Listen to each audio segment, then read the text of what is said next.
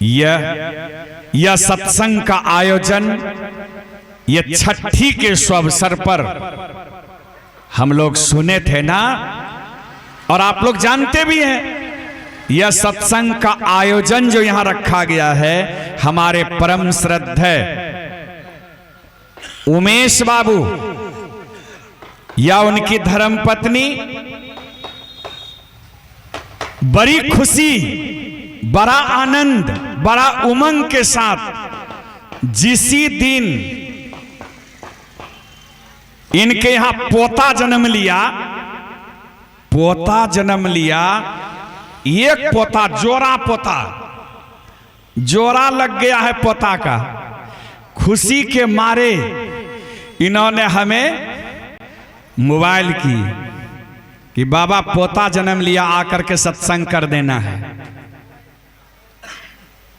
बड़ी खुशी, बड़ा उमंग हमारे परम श्रद्धेय उमेश बाबू को भी, उनकी धर्मपत्नी को भी बड़ा उमंग। जोरा पोता है।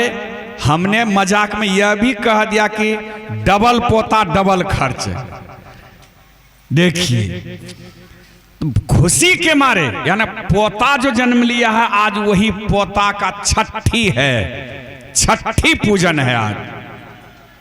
यह छठी पूजन के शुभ अवसर पर यह सत्संग जग रखा गया है।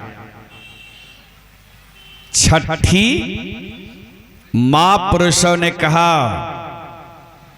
अरे आज के ही रात, ये छठी पूजन के ही रात भाग्य विधाता उस बच्चे के मस्तक पर भाग्य रेखा लिखेंगे।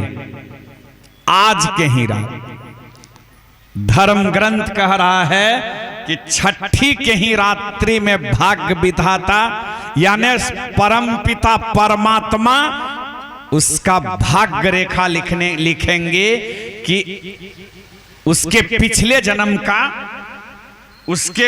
जन्म का कैसा संस्कार है, कैसा संस्कार लेकर के वह बच्चा जन्म लिया है, और भविष्य में फिर क्या करने वाला है, यह भाग्य रेखा लिखा जाएगा। आज यह छठी की रात्रि बड़ा महत्वपूर्ण माना गया है, बड़ा महत्वपूर्ण। मैंने इनको कहा कि बढ़ी के दिन सत्संग करेंगे, छठी में फुर्सत नहीं है।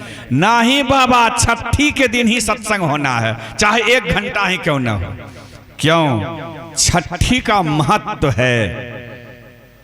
आज शुभ अनुष्ठान, आज के दिन शुभ अनुष्ठान होना बहुत जरूरी, क्योंकि भाग्य रेखा लिखा जाएगा। आज जैसा संस्कार बनेगा, क्यों उस बच्चे के नाम पर यह सत्संग जग हो रहा है, यह ध्यान सत्संग का संस्कार उस बच्चे के जीवन में जाके सटेगा और वह बच्चा भविष्य में संस्कारी बनेगा, संस्कारी बनेगा।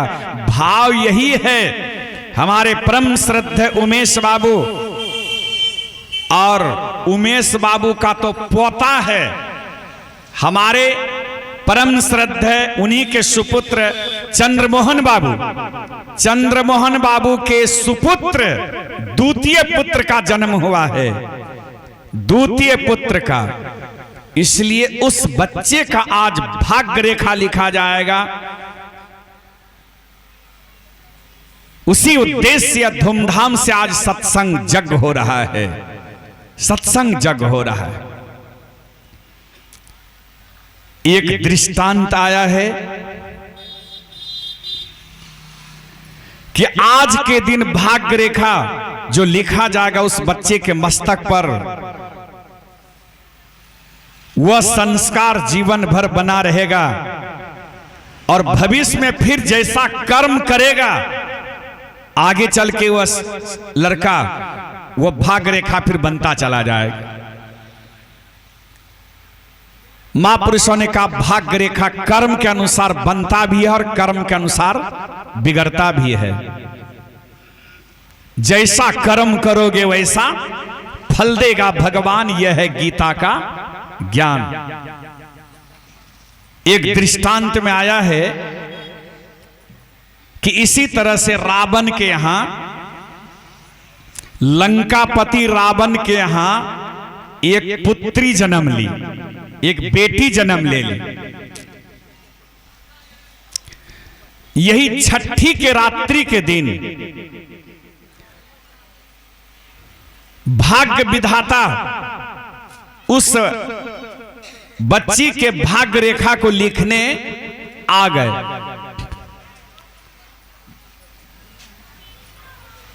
रावण उस विधाता को रोक लिए, कहा रुको, कहां जा रहे हो उधर? क्या आपके यहां आपकी पुत्री जो जन्म ली है उसी का मैं भाग्य रेखा लिखने जा रहा हूं। कहा अच्छा ठीक है, भाग्य रेखा लिखने जा रहे हो तो लिख करके जब उधर से लौटोगे, भाग्य रेखा लिख करके जब उधर से लौटोगे तो हमें यह जानकारी दे देना कि तुम हमारी बच्ची के मस्तक पर क्या लिखे हो, उसका क्या भाग्य है, क्या लिखे हो, तुम हमको जानकारी दे देना। विधाता गए, उस बच्ची के मस्तक पर उसके पिछले जन्म के संस्कार के मुताबिक भाग्य रेखा लिख दिए। बोलिए प्रेम से श्री सद्गुरु। तो रावण ने कहा हमारी बच्ची के भविष्य में क्या लिखे हो तुम? विधाता ने कहा कि हे रावण, यह सवाल नहीं पूछो तो अच्छी बात है, गुप्त रहने दो। कहा नहीं, जब तक हमें बताओगे नहीं तब तक तुम्हें जाने देंगे नहीं।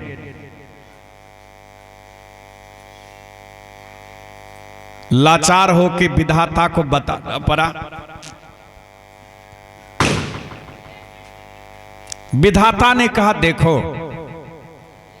हे रावण, जब तुम नहीं मानते हो तो सुनो,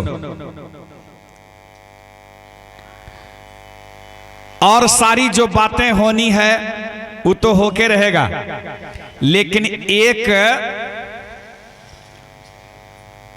भाग्य रेखा के विषय में तुम्हें बता देता हूं। अगर तुम्हारे पास कोई सामर्थ्य है तो उस भाग्य रेखा को तुम मिटा करके देखो क्या क्या लिखा है। का बस एक लाइन तुम्हें बता देता हूं मैं। तुम्हारी बेटी जो जन्म ली है, तुम्हारी इस बेटी की शादी तुम्हारे ही दरवाजे पे वह मिस्टर जो पाखाना साफ करता है उसके यहां भी एक लड़का जन्म लिया है। बस तुम्हारी बेटी की शादी उस मिस्टर के लड़का के साथ होना है। अब तो रावण तो आग बबूला हो गया। हम लंकापति रावण हैं, हम लंकापति रावण हैं, और हमारी बेटी की शादी हमारे दरवाजे पे जो वह पाखाना साफ करने वाला मिस्टर है उसके बेटा के साथ, ये कदापि होने नहीं दूंगा मैं। विधाता तो चले गए। रावण ने क्या किया, उस मिस्टर कि यहां से उस लड़का को मंगाया, क्योंकि राजा था रावण, रावण का शासन चल रहा था। आई सब गप क्या लियो पहले, तब ये होते प्रवचन।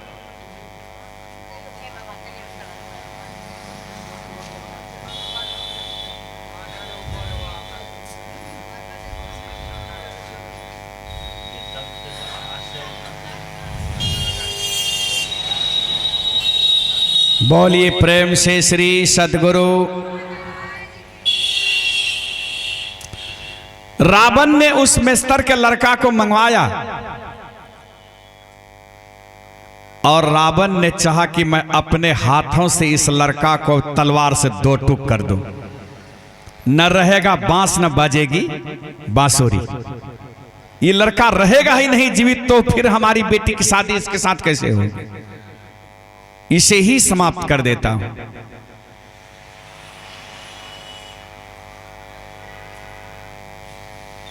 लेकिन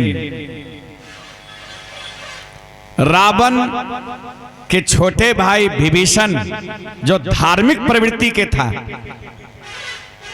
विभीषण ने कहा भैया इस बच्चे का क्या गलती है जो इसे आप कत्ल करने जा रहे हैं, इसकी तो कोई गलती नहीं है। इसलिए भैया, अरे विधाता यही बोले हैं ना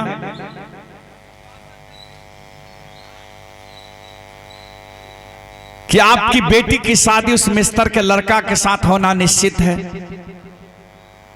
तो ये काम कीजिए, आप इस रिश्ता को मंजूर नहीं कर रहे हैं तो इस मिस्टर के लड़का का एक अंग भंग करके छोड़ दीजिए, इसे जीवन दान दे दीजिए। और जब अपनी बेटी की शादी करेंगे, जिस लड़का से शादी करेंगे उस लड़का का सारा अंग पहले देख लेंगे पूरा है कि नहीं, तब बेटी की शादी करेंगे। रावण इस बात को मान गया, का तुम ठीक कह रहा। विभीषण का बात मान गया। क्या किया, दाहिना पैर का एक अंगूठा काट लिया। उस मिस्टर के लड़का के दाहिना पैर का एक अंगूठा काट लिया और उस लड़का को ले जाके घना जंगल में जाके रख आया। इस ख्याल से हम तो नहीं मारेंगे, लेकिन घना जंगल में जाके रख देंगे तो बाघ भालू कोई हिंसक प्राणी इसको खा जाएगा। जाके रख आया। वहां विधाता जो है मां बन करके तैयार हो गई है। वह स्वयं विधाता वहां मां का रूप धारण कर ली और उस बच्चे को उठा के गोद में ले ली और गुप्त रूप से उस लड़का का बढ़िया से लालन पालन करने लगी और हर तरह का ज्ञान दे दी लड़का को।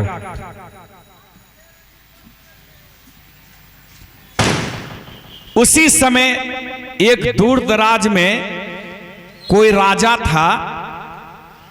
वो राजा निसंतान रह करके शरीर त्याग कर दिया। अब राज्य में द्वंद्व युद्ध छिड़ा हुआ था कि राजा का तो कोई संतान है नहीं, तो इस राज्य के राज सिंहासन पर कौन बैठेगा, किनके माध्यम से यह राजकाज चलाया जाएगा। हम राजा बनेंगे तो हम राजा बनेंगे। लेकिन वहां निर्णय लिया गया कि नहीं नहीं, इस तरह से द्वंद्व युद्ध नहीं होनी चाहिए।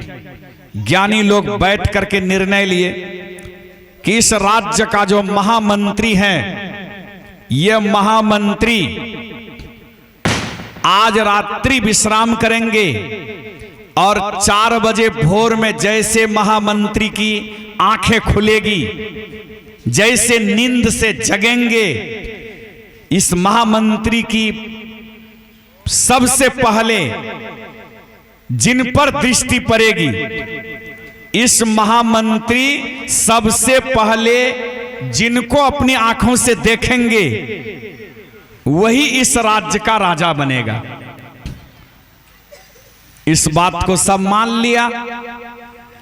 अब तो सब के सब मोच पिजाने लगे कि हम पहले मंत्री के दरबार पे पहुंचेंगे तो हम पहुंचेंगे, सबसे पहली बार मंत्री हमको देखेंगे तो हमको देखेंगे, हम राजा बनेंगे तो हम राजा बनेंगे। लेकिन जहां विधाता जिनकी मां बन के तैयार हैं, विधाता जो चाहेंगे वही होगा। वह विधाता ने इस लड़का को सारा ज्ञान देकर इसी लड़का को वहां सबसे पहले हाजिर कर दिया। आगे जैसे महामंत्री की आंखें खुली तो सबसे पहले यही लड़का पर दृष्टि पड़ी। अब तो महामंत्री मान लिया कि राजा तो अब यही होना है। और लड़का होनहार था, विधाता सब ज्ञान सारा राजनीति की बातें सिखला दिए थे राजा उस लड़का को। वो राजा जब उस लड़का जब राज सिंहासन पर बैठा तो बड़ी अच्छी ढंग से राजकाज चलाने लग गया। बड़ी सुंदर ढंग से, बड़ा सुचारू रूप से राजकाज चलाने लग गया। सारे प्रजागण खुश, उनके आचार विचार से, उनके व्यवहार से, उनकी शीलता से,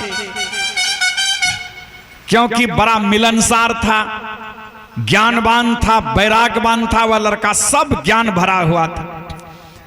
उनसे धीरे धीरे सारे प्रजागण खुश हो गए उनके व्यवहार से। अब तो धीरे धीरे उस राजा कीर्ति, उनका ख्याति फैलने लग गया। जब उनकी कीर्ति, उनका ख्याति, उनका जस चारों दिशा में फैलने लग गया कि अमुक राज्य का राजा जो है बड़ा सुंदर है, बड़ा सुंदर ढंग से राज का चला रहा है, बहुत अच्छी नीति है राज चलाने की उनकी, बड़ा मिलनसार भी है, बहुत सुंदर ढंग से वह प्रजा पालन कर रहा है।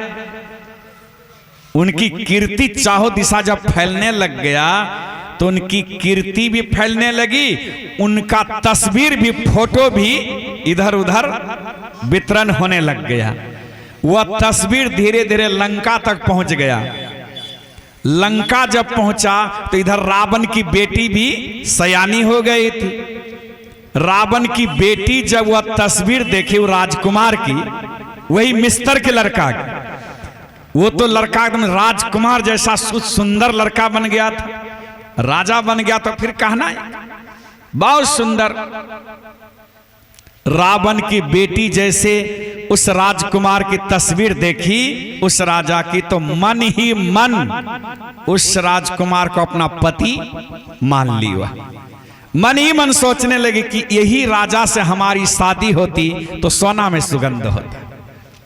वह तो पति मान ली, और साथ ही साथ रावण के भी मन में यह उपज गया कि कितना अच्छा सुशील, कितना अच्छा सुंदर ये राजकुमार है, और अभी से ही जब इतना सुंदर सुचारू ढंग से ये राजकाज चला रहा है वहां का, तो भविष्य में और सोना में सुगंध होगा, बहुत अच्छा राजा बनेगा यह भविष्य में। तो क्यों नहीं अपनी बेटी की शादी हम इसी राजा के साथ कर दें। बस रावण अपनी बेटी की कथा लेकर वहां पहुंचे, आखिर संबंध मजबूत कर लिए। वो बात जो अंग भंग करके दाहिना पैर का अंगूठा काट करके जो फेंकवाए थे, उस चीज को भूल गया। ये राजकुमार तो जूता मोजा लगाए रहते थे, हमेशा स्टैंडर्ड में रहते थे, वो सुंदर चेहरा बना के, उस बात को तो भूल गया। रावण तो सोचा कि उसका तो अंग भंग करके जंगल में जाके पटक दिए थे, वो तो खत्म हो गया होगा। बड़ी धूमधाम से रावण अपनी बेटी की शादी उस लड़का से कर दिया, और शादी संपन्न होने के बाद एक दिन देव सभा लगी, विधाता भी वहां पहुंचे, रावण का भी पहुंच हो गया। रावण मोच पिजाते, ऐंठते हुए, अकड़ते हुए कह रहा है, ऐ विधाता, देखा तुम्हारे लेख को भी मैंने मिटा दिया। तुम जो हमारी बेटी के मस्तक में लिखा था भाग्य रेखा, उस भाग्य रेखा को मैंने मिटा दिया। कहा कैसे? आज तक तो कोई मिटाया नहीं, तो तुम कैसे मिटा दिया रावण? का मिटा दिया। आपने कहा था कि आपके दरवाजे पर जो मिस्तर वह पाखाना साफ करता है, उसके बेटे के साथ आपकी बेटी की शादी होनी है। तो देखा मैंने उस मिस्तर के साथ, अरे अमुक राज्य के वह सुंदर जिसकी कीर्ति चहुं दिशा में भी फैल रहा है, जिसका इतना सुंदर ढंग से राजकाज चल रहा है, जिसका जस फैल रहा है, उस अमुक राज्य के राजकुमार के साथ अपनी बेटी राजकुमारी के मैंने शादी कर दिया। विधाता ने कहा, ए रावण, जिस लड़के को तुम राजकुमार समझ के उसके साथ अपनी बेटी की शादी कर दिया, पता लगाया वह लड़का कौन है? अरे वही मिस्टर की लड़का है वह। का कैसे? का तुमने जो उस मिस्टर के लड़का का अंग भंग करके दाहिना पैर का अंगूठा कटवा करके फेंकवाया था और जाके जंगल में पटक दिया, तो जांच किया? जिस लड़के के साथ तो अपनी लड़की की शादी किया है, उस लड़का का जांच किया, उस दाहिना पैर का अंगूठा है कि नहीं उसका? का सो तो जांच नहीं किया, का जाके देखो। जांच किया तो सही में दाहिना पैर का अंगूठा कटा हुआ है, और पता लगाया तो सही में वह मिस्टर की लड़का ही है। कहने का भाव यह कि भाग्य रेखा को जो इस जीवात्मा का पिछले जन्म का जैसा संस्कार है, उस संस्कार मुताबिक भाग्य रेखा बनता है और उसको कोई मिटा नहीं सकता है, मिटा नहीं सकता है। हाँ, अगर गुरु का भजन करोगे, ईमानदारी पूर्वक अगर तुम गुरु का भजन करोगे तो तुम्हारा भाग्य रेखा मिट सकता है, भविष्य तुम्हारा उज्जवल बन सकता है, बन सकता है। इसी उद्देश्य से यह सत्संग जग हो रहा है। जो लड़का जन्म लेकर के आया है, अगर उस लड़का का भाग्य अच्छा है तो ध्यान सत्संग वाला संस्कार अगर जुट गया तो सोना में सुगंध है, और भक्ति संस्कार उसमें जाके जुट जाएगा, और भक्ति करके अपने भी तरेगा और अपने कुल परिवार को भी तारेगा।